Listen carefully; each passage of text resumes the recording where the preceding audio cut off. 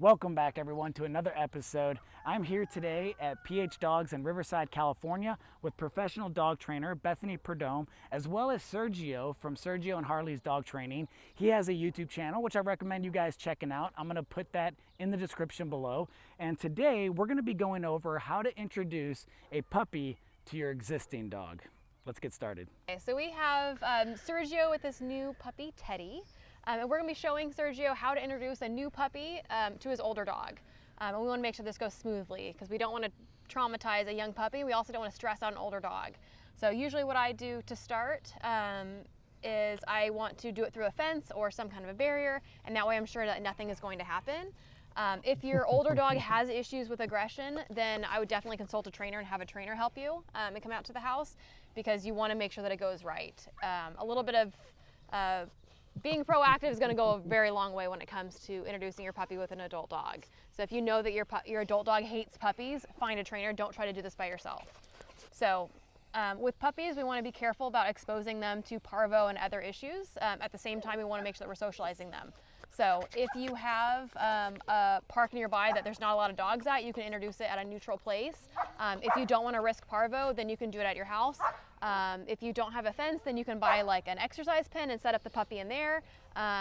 Here we're going to use an outdoor run, and we're going to show you what to do and how to introduce your puppy.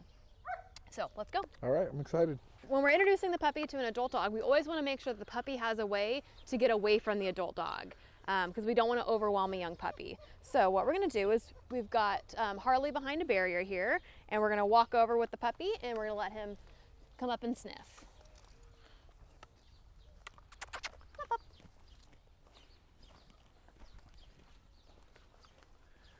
Hey, Mama. So what I'm looking for is body language out of both of them. So if I see that my adult dog is freezing or has hair up, those are things that I want to watch for. If my adult dog is growling, I'm obviously not going to move forward. Harley's showing some nice relaxed body language. Her mouth is open, her tail is wagging. The puppy is just sniffing around, so he doesn't seem to be bothered by it. So kind of see if you can get her to engage with the puppy. Come here, Moose. Oh, yeah. Come here. Over here. Over here. Ooh, good Just girl. some sniffing. They're lick kissing, so that's really good. Good girl.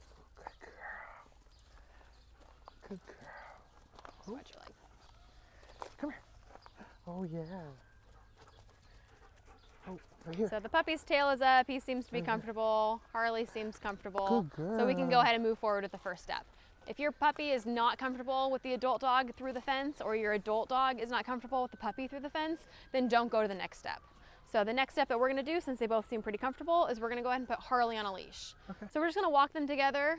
Come here. We're not gonna let them interact really. We're just gonna get them comfortable walking near each other.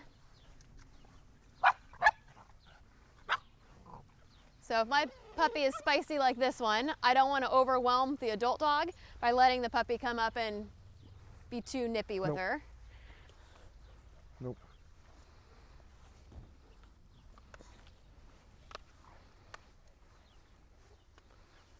They seem to be pretty comfortable. So what we can do next is, this is again where you have to know your adult dog. So if I know that my dog is sometimes leash reactive, then I'm not gonna let them say hi on leash. Is Harley comfortable on a leash? Yeah, she is. Okay, so if Harley's comfortable on a leash, then what I'm gonna do is I'm actually let my puppy off the leash, and I'm gonna keep Harley on a leash. So you're gonna try to keep the leash loose, Okay. and this way the puppy can go up and sniff and say hi, but the puppy can also move away if the puppy gets nervous. Hey.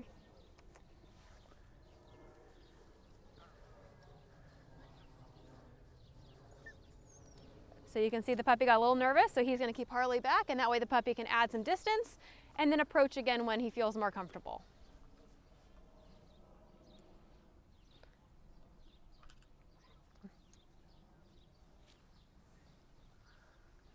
If your adult dog is sniffing and doing other things, that's totally fine. Don't push the puppy on the adult dog. So I wouldn't go, Harley, Harley, and make her interact with the puppy. Some adult dogs that are social and they understand that the puppy may be overwhelmed, she's actually doing it on purpose so that way she's not overwhelming the puppy. So you can see the puppy can come up and sniff, and then the puppy can move away if he feels overwhelmed. And you can just do leash walks in your backyard like this. I just want to make sure that the puppy understands that the big dog's not going to hurt him, and I want him to build trust and confidence. So go ahead and start walking, and we'll walk the two of them. Come on.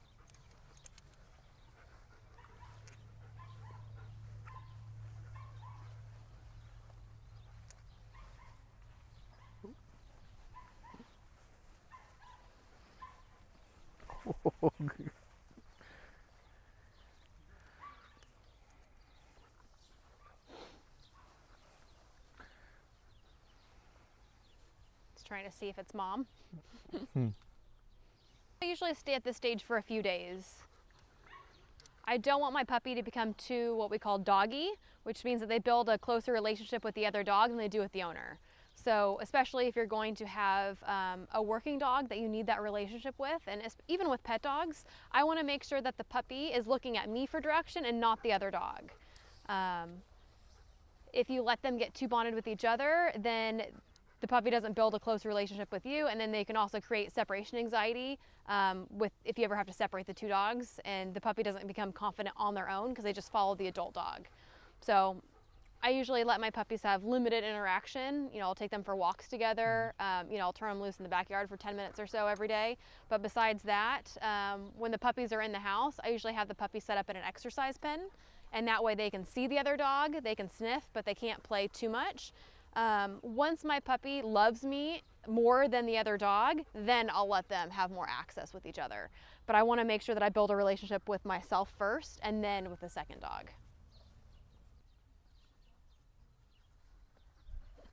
And you can see he's air humping.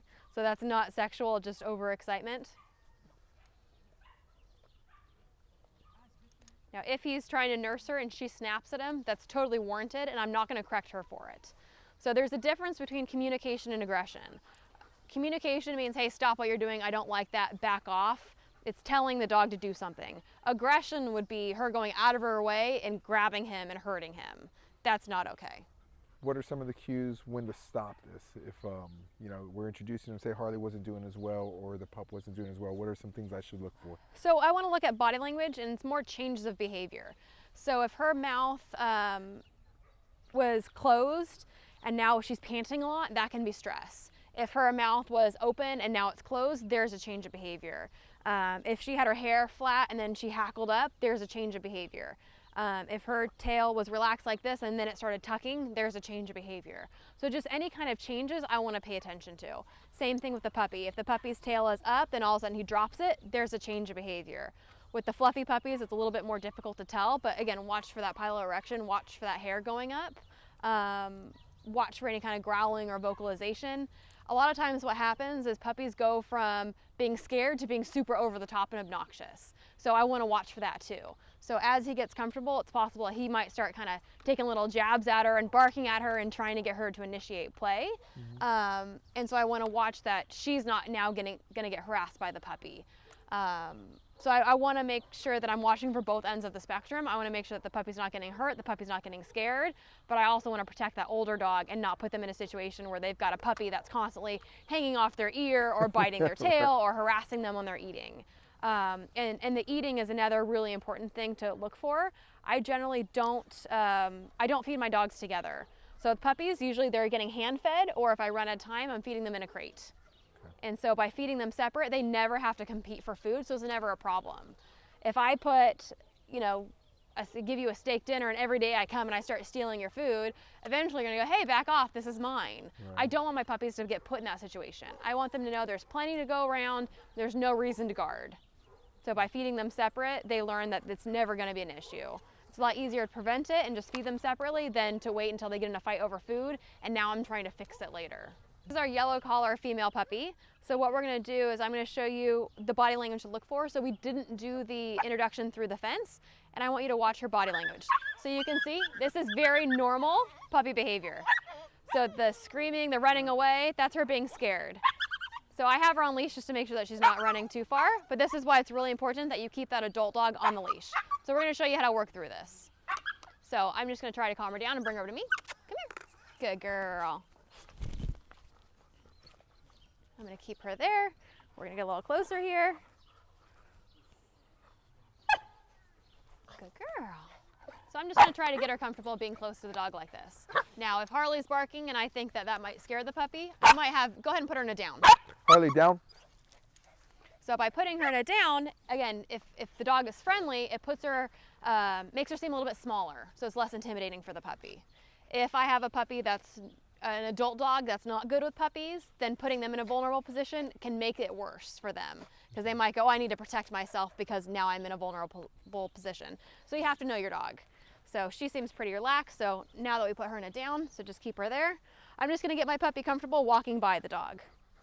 So now she's too busy biting. I'm just gonna peel her off of me. So I'm gonna have her stay there, and I'm just gonna get the puppy, come here, being comfortable, just kind of being right here in my lap. So the puppy is aware that the dog is right there. This is what I would call a displacement behavior. She's just biting because she's trying to avoid. So I'm just gonna bring her over here. Wrong. Down. And just get her comfortable being close to the dog. So Sergio did a great job. The dog got up, he just put her back. Wrong. Down. So you can see now the puppy's kind of curious. The grass eating is another displacement behavior, so she's just a little bit insecure. Good girl. Good girl.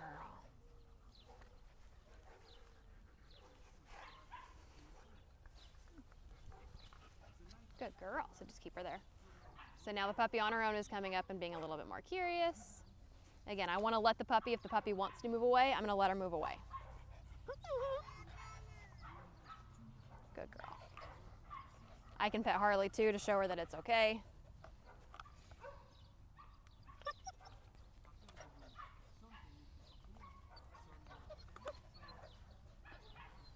Now we'll go ahead and let her get up and just walk her around. Okay. So don't let her say hi to the puppy yet. Right, break. So now I just want the puppy to see, stop. I just want the puppy to see her moving and her real size. Good girl. Yeah. So now I'm looking at my puppy. Is she Let's go this way. curious? Is she nervous? Good girl.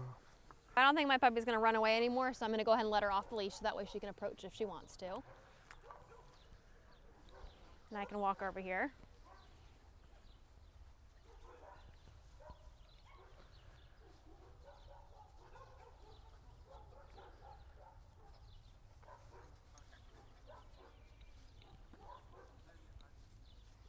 So I want that curiosity.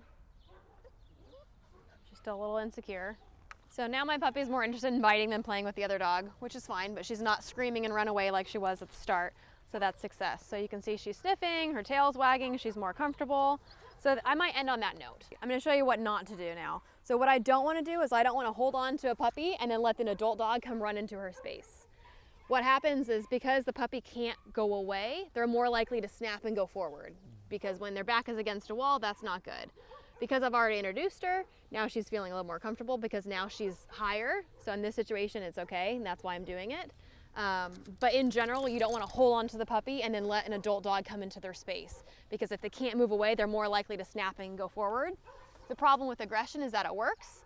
The more that the puppy learns that if you get scared, you can put on this big show and snap and bite and it works and you can get other things to back away, then you're in trouble. I hope you guys enjoyed today's episode as always. Thanks for watching. If you want to learn more directly from Bethany and her team here at PhDogs, I'm going to put all their information in the description below. So if you're looking to do group classes, private lessons, or stay and train, she can help you with all those. If you're not local to Riverside, California, she also does Zoom training sessions.